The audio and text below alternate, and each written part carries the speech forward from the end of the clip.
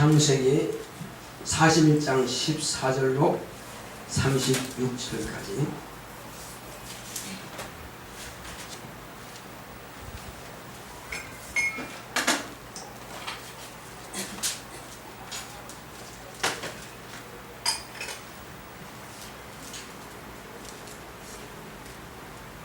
이에 바로가 보내어 요셉을 부르매 그들이 급히 그를 오게 해서 낸지라.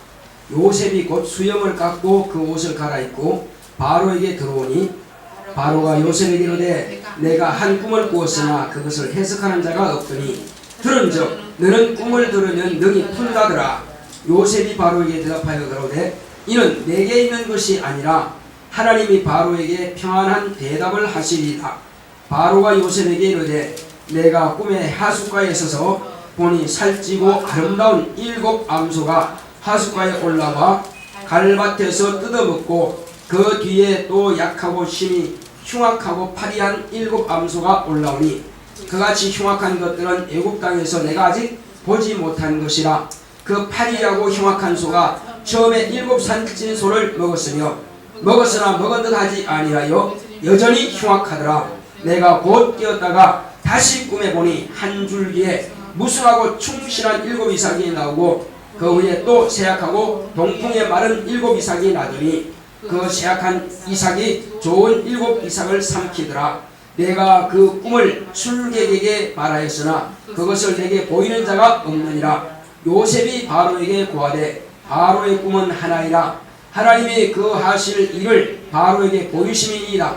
7 좋은 암소는 7 회요 7 좋은 이삭도 7 회니 그 꿈은 하나이라. 그 위에 올라온 파리하고 흉악한 7 소는 7년이요 동풍에 말라 속이 빈 7 이삭도 7해 흉년이니 내가 바로에게 구하기를 하나님이 그 하실 일로 바로에게 보이신다 하니 이것이라. 온 애굽 땅에 7해 큰 풍년이 있겠고 후에 7해 흉년이 들므로 애굽 땅에 있던 풍년을 다 잊어버리게 되고 이 땅이 기근으로 멸망되리니 후에 든 그 흉년이 너무 심함으로 이전 풍년을 이 땅에서 기억하지 못하게 되리라. 바로께서 꿈을 2번 겹쳐 꾸신 것은 하나님이 이 일을 정하셨음이라 속히 행하심이니 이제 바로께서는 명철하고 지혜 있는 사람을 택하여 애굽 땅을 치리하게 하시고 바로께서는 또 이같이 행하사 국중에 여러 관리를 두어 그 7해 풍년에 애굽 땅의 5분의 1을 거두되 그 관리로 장차 올 풍년의 모든 공물을 거두고 그 공물을 바로의 손에 돌려 양식을 위하여 각 성에 적치하게 하소서. 이와 같이 그 공물을 이 땅에 저장하여 애굽 땅에 임할 7해 흉년을 예비하시면 땅이 이 흉년을 위하여 멸망치 아니하리라. 아멘. 하나님은 구원자이십니다. 자, 우리 하나님은 구원자이시다 생각합시다. 시작. 하나님은 구원자이시다. 하나님은 구원자이시다. 하나님은 구원자이시다. 하나님이 바로에게 이 꿈을 연거푸 2번 이렇게 꾸게 하신 것은 이유가 있습니다. 반드시 내가 이 일을 시행할 것이다. 그러므로 너희들은 멸망을 당하지 않도록 준비하라, 그런 뜻입니다. 이것을 미리 풍년에 들 동안에 준비하지 아니하면은 그 7년을 너희들이 견뎌내지 못한다는 것입니다. 요셉이 이렇게 꿈을 해몽하는 것도 바로 그 말이죠. 첫 7년은 풍성하게 풍년을 들게 하는데 하나님께서 주신 것은 너희들이 이 풍년 돌 동안에 준비하라는 것입니다. 준비하라. 이렇게 준비해 놓지 못하면은 앞으로 7년 후에는 엄청난 가뭄으로 해서 그 곡식이 뿌려지만은 그러나 결실할 수가 없다는 것입니다. 결실할 수 없으니 먹을 것이 없지요. 먹을 것이 없으니 온 나라가 다 멸망한다는 것입니다. 먹지 않고 어떻게 살아요? 한마디로 그렇게 그 가뭄은 짐승들도 풀을 뜯을 것이 없을 정도로 이렇게 바짝 마른다는 것입니다. 그 흉년을 어찌 감당하느냐? 한마디로 소도 바짝 마를 정도로 먹을 것이 없으니 말이에요. 짐승도 다 그렇다는 것입니다. 또 풀이 물이 그렇게 메말랐으니 비가 오고 하니까는 완전히 그냥 바짝 말라서 어떻게 할 수가 없다는 것입니다. 그 정도 심한 가뭄과 흉년이 드는데, 그런데 너희들이 풍년 들 동안에 미리 준비만 한다면은 그 멸망은 지나간다는 것입니다. 그래서 이것은 하나님께서 바로에게 반드시 이와 같이 할 것을 보였다 하는 것입니다. 그런데 이것이 가만히 보게 되면은 하나님께서 바로에게 왜 그렇게 했는지, 그리고 이제 이 바로 흉년이 들기 전에 바로에게 꿈을 먼저 보여주셨다 이겁니다. 꿈을 먼저 보여준 것은 몇 가지 뜻이 있습니다. 먼저는 이렇게 꿈을 보여줬지만은 술객들은 능히 하나님의 하실 일에 대해서는 깨닫지 못한다 이겁니다. 하나님의 신의 감동을 받지 않고는 이 해석을 할 수가 없다는 것입니다. 왜냐하면 하나님께서 이룰 일인데 어떻게 귀신들의 장난에 의해서, 우상 섬기는 사람들에 의해서, 또 한마디로 그 마술하는 사람들, 이게 술객이라고 그러죠. 마술하는 사람들, 꿰어가지고 사람들을 속이는 그 사람들이 어찌 이 일을 알겠느냐 이겁니다. 하나님의 뜻을 알 수가 없죠. 그러니까 하나님께서 요셉을 통해서 이루어야 할 뜻을 요셉에게 꿈을 2번 꾸어서 보여주신 그 하나님께서 이제 바로에게도 동일하게 어떤 꿈을 2번 꾸게 하신다는 것입니다. 그래서 이 바로가 꿈을 인하여서 비로소 요셉은 그 옥에서 나오게 되는 것이죠. 왜냐하면 이제 이 일을 술객에 때 들어봤지만은 모른다 이거죠. 그래 왕이 바로가 답답해 하니까는 이제 술을 짜서 포도주를 짜서 이 바로에게 드리는 이 관원장이 말이요. 술 관원장이 가만히 기억한다, 추억한다 이거죠. 아, 내가 2년 전에 이런 일이 있었는데 내가 어떤 죄로 인해서 왕으로부터 감옥에 갇히는 일이 있었습니다. 그때의 감옥에서 이런 꿈이 있었는데 그 꿈을 이제 해석하는 사람이 있었는데 바로 요셉이라고 하는 그 사람입니다. 그래서 각기 몽조가 다르는데 그 사람은 그 사람대로, 나는 나대로 이와 같이 빵 굽는 사람은 그 달려서 죽었고, 나는 또 복직해서 온 것이 바로 그 꿈이 그대로 해석한 그대로 됐습니다. 그 사람을 부르면 반드시 바로의 꿈을 해석할 것입니다. 이렇게 해서 왕에게 이제 구합니다. 이때 왕은 그러면 당장 불러오라 하는 것입니다. 그러니까 지금까지 죄인이라고 감옥에 가둬놓은 그가 왕이 불러오라 하면 자동적으로 죄는 속죄가 되는 것입니다. 할렐루야. 그래서 대통령이나 왕이 죄인을 뭐하는 권리가 있어요? 죄인에 대해서 특사로 하는 것이 있습니다. 특별 사면이 있어요. 대통령은 어떤 절기에 따라서 대통령 권한으로 매년에도 없애. 그것만 끝나는 거예요. 그게 왕의 권한이거든요. 그 권리라고 하는 게 바로 그런 것입니다. 그 죄가 지어가지고 들어갔다 하는 것은 결국은 그 왕에게 죄를 진 것과 같은 거예요. 또 한마디로 그 나라의 권력자에게 죄를 진 것과 같다 이겁니다. 그래서 그 권력자가 죄를 사면하고 사면하는 것입니다. 그래서 바로가 불러냈다는 것은 결국은 그는 죄가 없다는 것입니다. 사람들은 요셉이 죄가 있다고 가뒀지만은, 그러나 바로가 왕이 불러냈다고 하는 것은 이 사람은 의인이다 하는 것입니다. 의인이다. 그러니까 감옥에 있을 사람이 아니라고 하는 것입니다. 물론 뜻이야 바로 자기가 꿈을 지금 해몽하기 위해서 불렀지만, 그러나 나왔다라고 하는 것은, 왕이 불렀다라고 하는 것은 사면이 자동 사면이 되는 것입니다. 자, 이것은 장차 어떤 일과 되느냐면, 이제 이와 같이 바로가 요셉을 불러냈다고 하는 것은, 바로는 지금 도무지 이게 무슨 뜻인지 알지 못하는데, 이 뜻을 알지 못하고 7년 흘려 갔다 없이 어떻게 될까요? 그러면 망하는 거지 뭐. 바로와 애굽인 다 망하는 것입니다. 굶어 죽습니다. 그런데 이걸 자기가 뭔가 이건 큰일이 있을 것이다 하는 것을 깨달았기 때문에 어떻게든지 해몽하려고 하다 보니까 마침 하나님께서 미리 예비하신 그런 하나님의 신의 감동을 받은 요셉이라고 한 사람이 그 자기 감옥에 있으니 얼마나 감사하냐 그죠. 불러내라 이게. 그래서 불러내므로 요셉은 죄인이 아닌 의인인 것이 드러나게 되는 것이고, 또 요셉이 나옴을 통해서 첫째는 멸망당할 애굽이 살게 되는 것입니다. 바로와 애굽이 살게 되는 것이고, 그러니까 바로와 애굽이 먼저 구원받는 것입니다. 왜? 이것은 7년 이 풍년 동안에 다 준비하게 되는 것이다.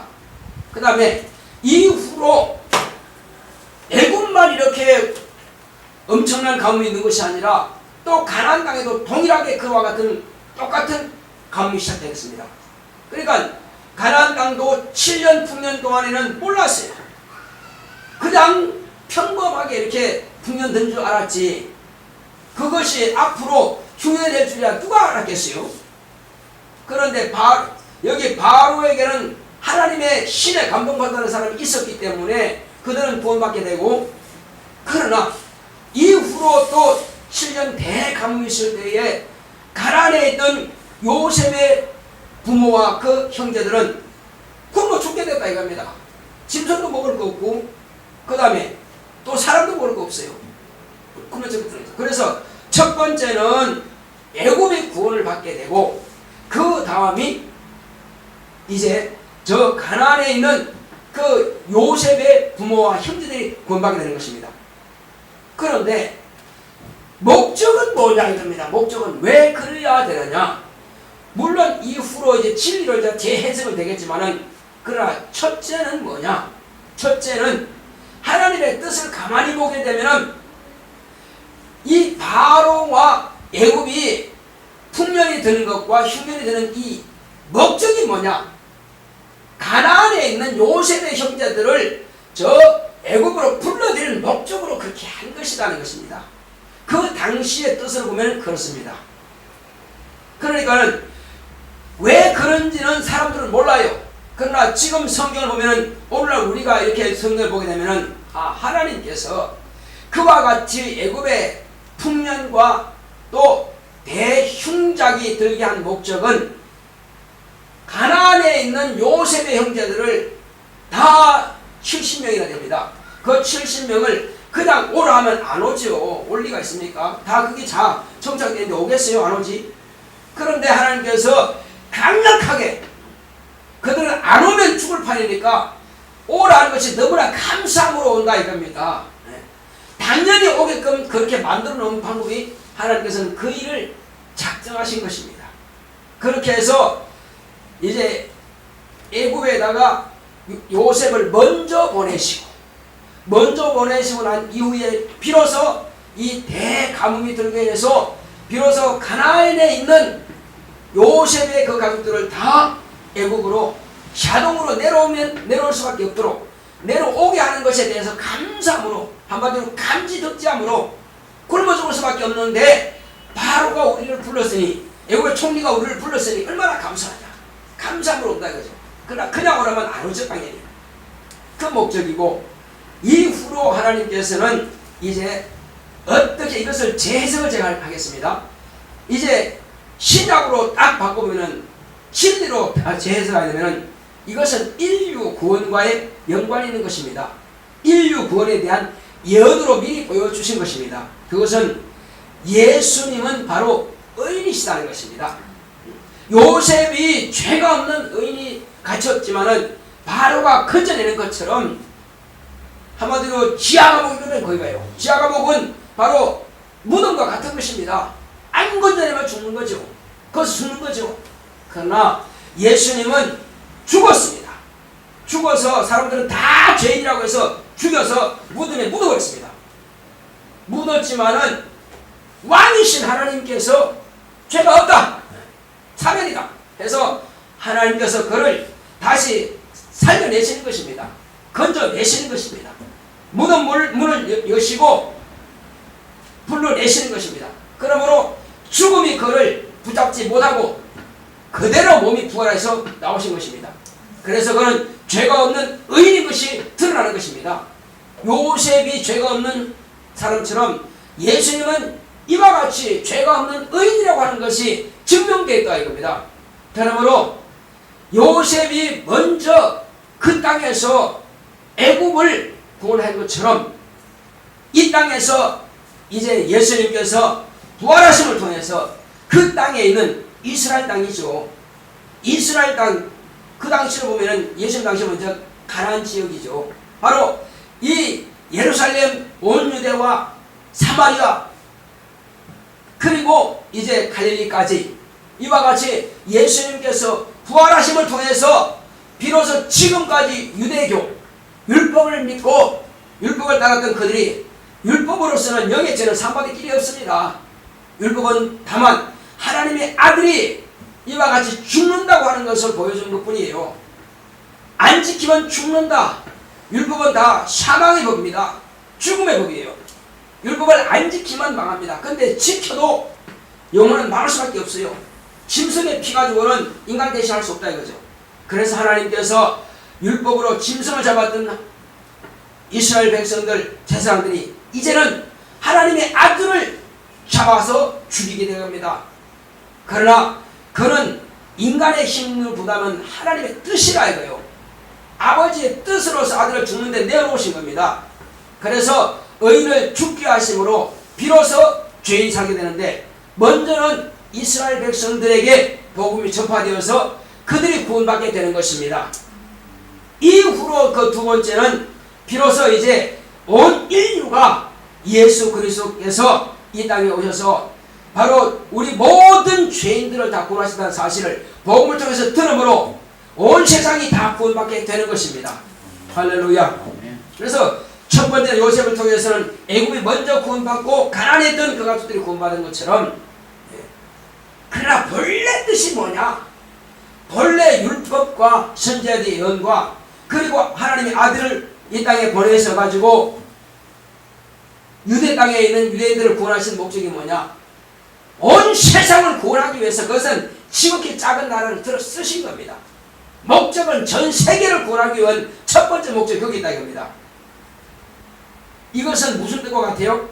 본래 목적은 저 가나안에 있는 요셉의 그 가족들을 애굽으로 데리고 오는 것이 목적인 것처럼, 하나님께서 율법과 선지자들의 예언과 이 모든 것들이 다 이루어진 것은 장차 온 인류를 구원하시기 위해서 하나님의 아들이 이와 같이 죽는다는 것을, 그게 첫 번째 뜻으로 정해주고, 그것을 위해서 이스라엘 백성들을 택하시고 그 조상 아브라함과 이삭과 야곱의 가정을 통해서 한 나라가 만들게 하시고, 모든 뜻이 여기에 있다 이겁니다.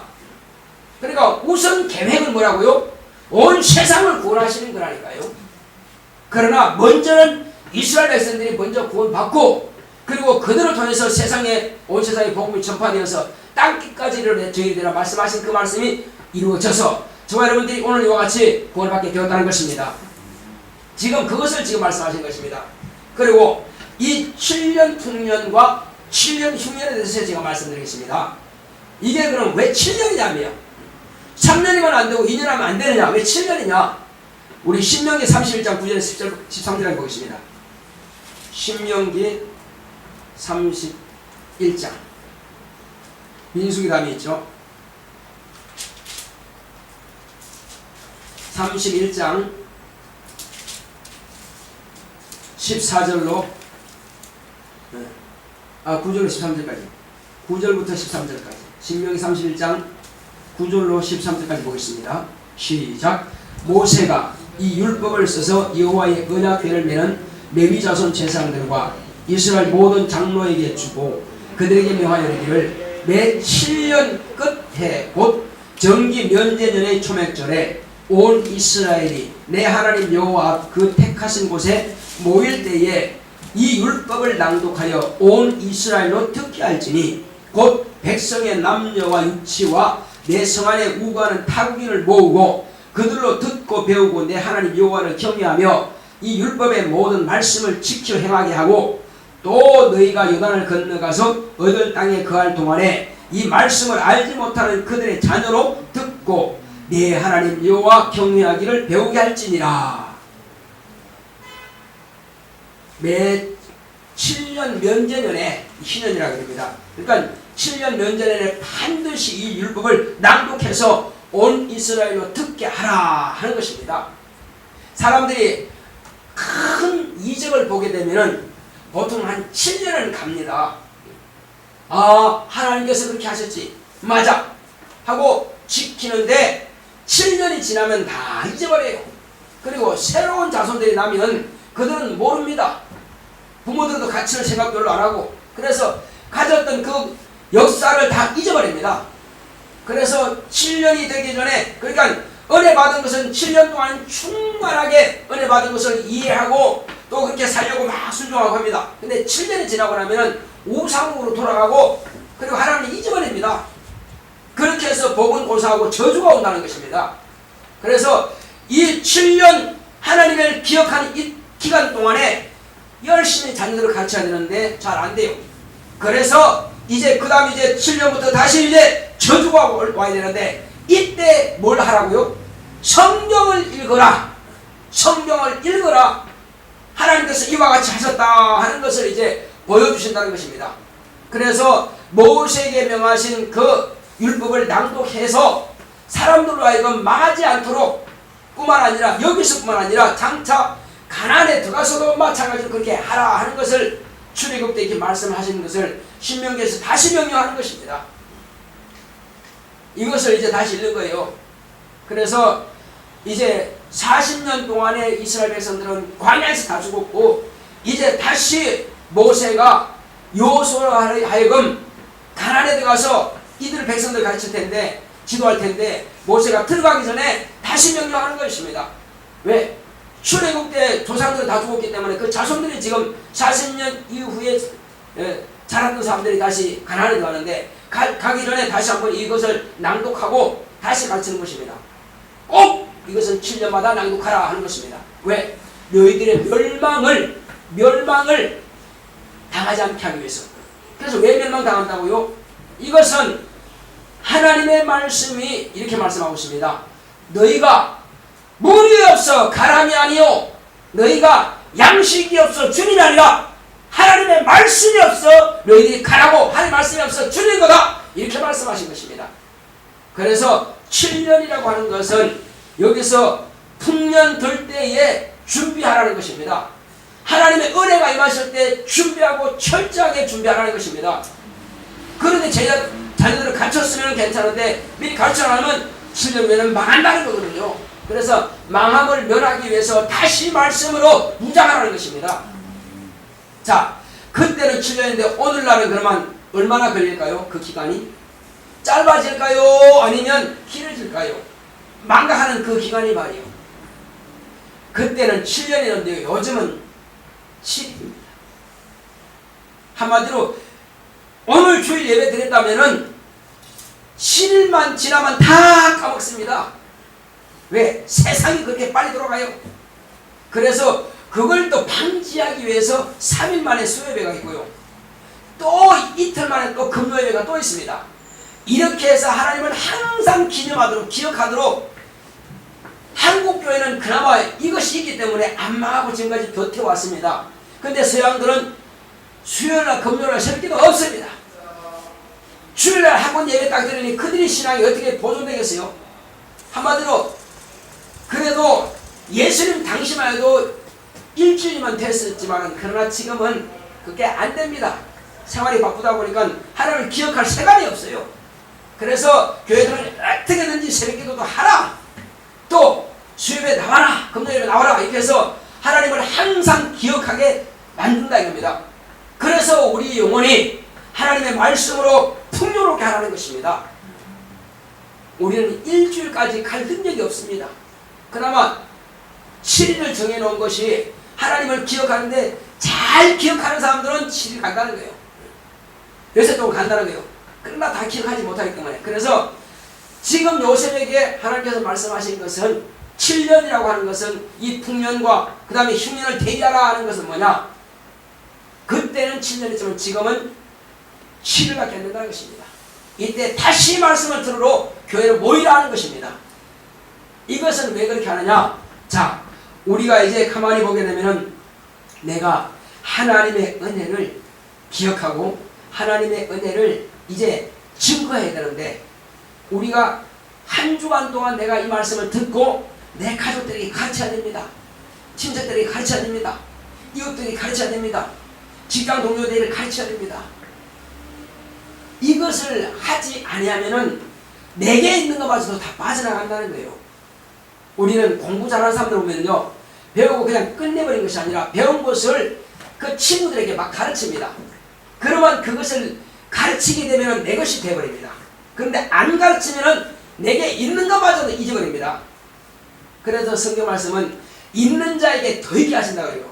없는 자는 있는 것마저도 뺏어버린다고 하거든요. 그래서 있는 자가 누구냐? 하나님의 복음을 부지런히 가르친 사람이 있는 사람이에요. 그런데 안 가르친 사람은 있는 것마저도 빼앗겨버리는 것입니다. 우리는 그렇게 하기 위해서 이제 우리는 요셉이 이와 같이 꿈을 자기가 꿨지만은 아주 적극적으로 바로에게 말해준다 이겁니다. 무슨 말이냐? 그냥 7년 동안 풍년이 오고 7년 동안 이제 흉년이 올 것입니다. 그걸 땡 끝내버린 게 아니죠. 어떻게 했어요? 그렇게 끝내버리고 말았으면 바로가 어찌할 줄 모를 것입니다. 그럼 어떡하지? 그러나 요셉은 지혜롭게 잘 말해줬다 이겁니다. 대책까지도 말해줬다 이겁니다. 어떻게 하라고 그랬어요?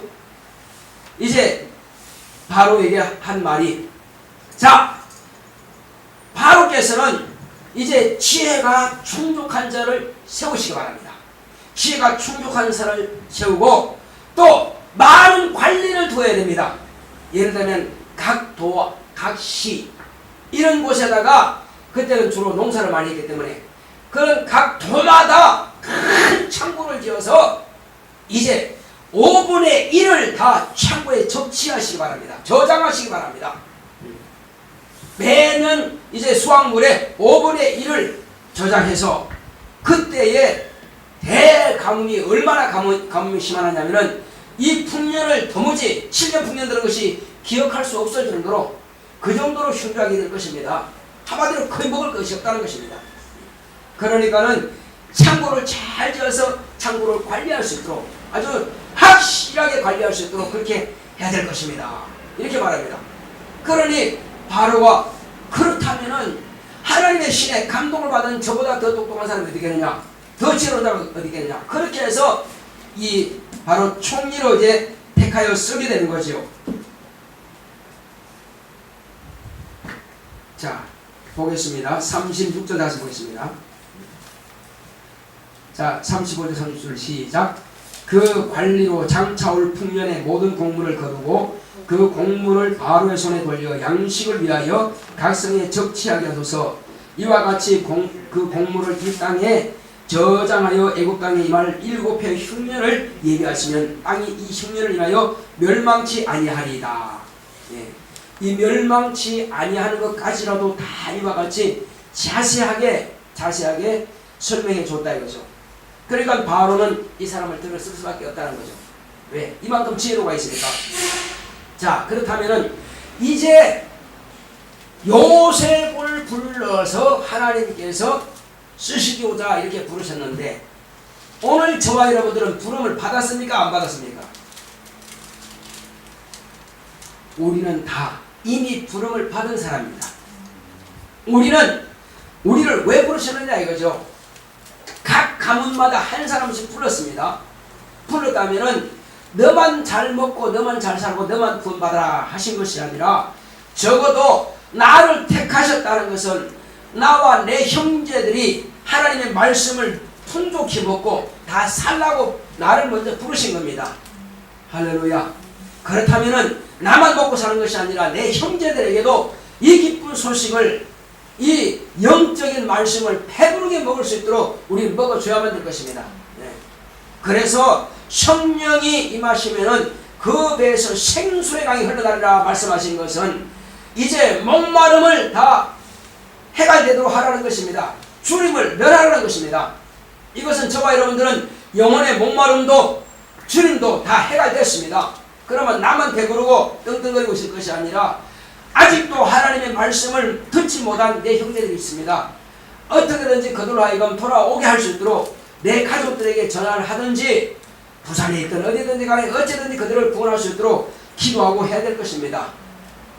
우리는 다시 한번 이것을 말씀을 들었으면 내일이라도 기억나면 꼭 전화하셔가지고 이 복음을 전할 수 있도록 하시기 부탁드리겠습니다. 그래서 가족들이 돌아오게 하시고 뿐만 아니라 가까이는 내 가족 내 혈육이지만은 또 좀 더 약간 좀 멀리는 나와 함께 일하는 동지들입니다. 동료들입니다. 함께 우리가 얼굴 마주보고 하는 그 동료들에게 꼭 이 복음을 전해서 그들도 같이 구원받을 수 있도록 여러분들의 직장에 여러분들을 보내신 것은 하나님께서 제사장으로 선교사로 또 이와 같이 선지자로 보내신지 누가 알겠느냐 이겁니다. 여러분들의 직장을 구원하라고 하나님께서 먼저 여러분들을 보셨다는 것을 여러분들이 인식한다면 가만히 있으면 안 됩니다. 반드시 회장님이든 사장님이든 부장님이든 여러분들이 가서 말씀을 전하셔야 될 것입니다. 내 말을 인정하든 하지 않든 상관없습니다. 우리는 그 책임으로서 말하는 것입니다. 그들이 듣고 안 듣고 그들의 뜻이고 우리는 마땅히 욕을 먹을지라도 욕먹을 각오로 그들의 복음을 전할 것입니다. 그렇게 해서 주님께서 우리를 먼저 택하신 것에 대해서 우리가 의무를 다해가면 될 것입니다. 그리고 우리는 이것은 복음의 빚진 자라는 것입니다. 이것은 나를 전도한 사람에게 나는 복음을 빚졌다 이거죠. 근데 그들은 나를 어떻게든지 끌어내가지고 이렇게 갇혔는데 불구하고 나를 하지 않는다면은 주님께서 나는 그 사람을 위해서 너를 구원하지 않았느냐? 근데 너는 지금 뭐하고 있느냐? 너도 그 사람처럼 해야 될 게 아니냐? 이 복음을 빚진 자라는 겁니다. 먼저는 예수님께 우리 빚졌습니다. 예수님께서 그 제자들에게 이렇게 말씀하신 것은 너만 먹고 살라는 것이라 네 목숨을 다하기까지 이 복음을 전하라. 어디까지? 온 천하들의 복음을 전하라. 가르쳐서 지키게 하라. 내가 복음을 듣고 믿고 구원받은 것처럼 너도 이와 같이 이 복음을 가르쳐서 그가 복음을 전하는 자가 될 수 있도록 가르쳐 지키게 하라는 것입니다. 제가 여러분들에게 지키라고 말씀드린 것처럼 여러분들도 그 전도에 가서 그들로 예수를 믿게 하고 또 그들로 하여금 또 전도하라고 이렇게 말을 해줘야 될 것입니다. 이것이 저와 여러분들이 할 책임이라 이겁니다. 그래서 아직도 복음을 듣지 못하는 이 대한민국에 있는 사람들과 또 내가 전한 그가 혹이 말씀을 듣고 외국에 가서 생활한다면 또 그가 있는 곳에서 복음을 전할 것이 아니다 이겁니다. 그래서 전 세계로 하여금 다 이 복음의 비밀을 듣고 구원받게 하라는 것입니다. 이것이 우리의 사명인 것입니다. 그러면 우리는 지금까지 우리가 이와 같이 은혜를 많이 받았으면은 오늘 바로 우리는 이제 은혜 받을 만한 때요 구원이라는 것입니다. 이때가 항상 있는 것이 아니라 합니다. 이때가 지나가면은 심판의 때가 온다는 것입니다. 지금은 바로 7년 풍년의 때입니다. 이때가 지금 풍성한 은혜의 때요, 이때가 지금 풍성한 구원의 날입니다. 이때가 지나면 심판 때인데 그때는 안 된다는 것입니다. 이미 늦어. 지금 준비 안 해놓으면 그때는 멸망한다는 것입니다. 멸망하지 않도록 우리에게 가진 이 생명의 씨를 뿌리시기 바랍니다. 많이 나눠주시기 바랍니다. 자, 그러므로 이렇게 하는 것은 뭐냐? 우리는 바로 예배에 먼저 성공하고, 예배에 성공한 사람들은 나가서 복음을 전할 수 있어야 됩니다.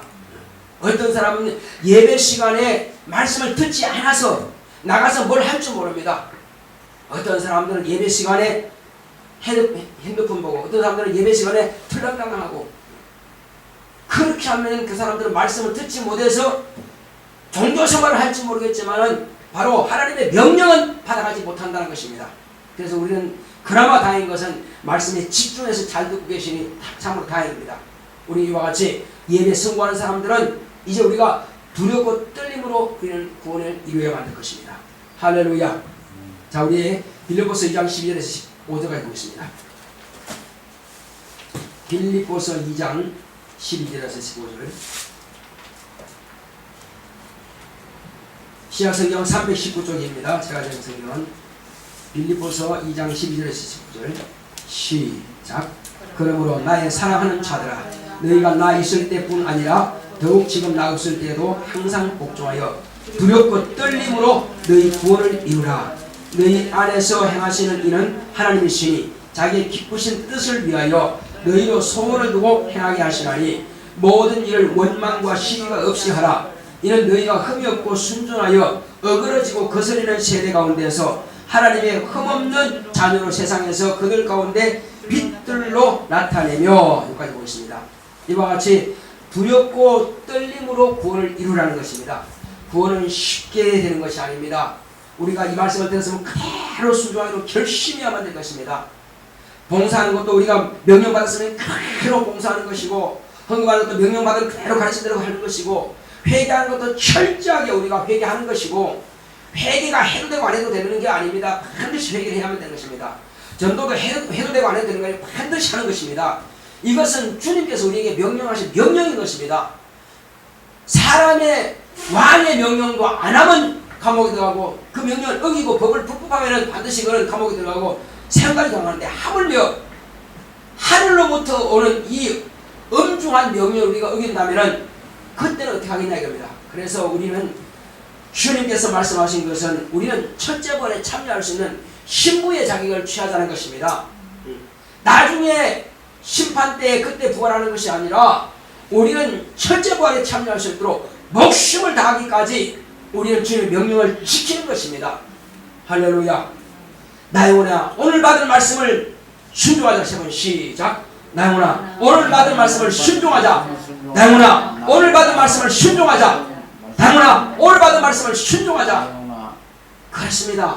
오늘 우리는 이 말씀을 받았으면 이 말씀에 순종해야 될 것입니다. 그렇게 해서 정말 하나님의 뜻을 요구하시면 할 수 있습니다. 고맙고 감사하신 아버지 하나님 감사드립니다. 하나님 아버지여, 하나님께서 이와 같이 요셉을 통하여 정말 하나님께서 구원하시기를 정하신 것처럼 또한 아버지 하나님께서 이와 같이 참으로 요셉은 예수 그리스도의 피부와 같이 아버지 선지자처럼 우리에게 보였습니다. 여러분 아버지 예수님은 이와 같이 참으로 감옥에 계신 것이 아니라 죽어서 무덤에 내려가셨지라도 하나님 아버지께서 그를 다시 살리사 먼저는 이스라엘을 구원하셨고 이후로 온 세상을 구원하셨사오니 이제 아버지 우리가 또 이와 같이 요셉처럼 하나님의 택함 받은 것은 하나님 아버지여 먼저 부르심을 받은 것은 우리가 잠잠치 말하는 것입니다. 요셉은 애국을 구원하였고 자기 친족들을 구원했습니다. 하나님 아버지 예수님은 이와 같이 온 천하에 복음을 전하도록 말씀하셨습니다. 이제 우리는 적어도 그렇게 못한다 할지라도 내 형제들 내 가족들에게만큼은 복음을 전하며 나와 함께 일하고 동료들에게만큼은 이 복음을 전하여서 그들을 살릴 수 있도록 역사하여 주시옵시고, 하나님 아버지여 멀리는 못 간다 할지라도 내가 머무는 내가 있는 그곳에서 나를 위해서 내가 예수 믿는 자인 줄 안다면 나를 위해서 복음을 듣지 못한 자가 없게 하여 주시옵시고, 내 이웃들에게도 이 복음 증거하여 영혼들을 살릴 수 있도록 역사하시고 함께 하여 주시옵소서. 하나님 아버지여, 그러므로 우리 가운데서 주님께서 우리에게 명령하신 이 명령의 말씀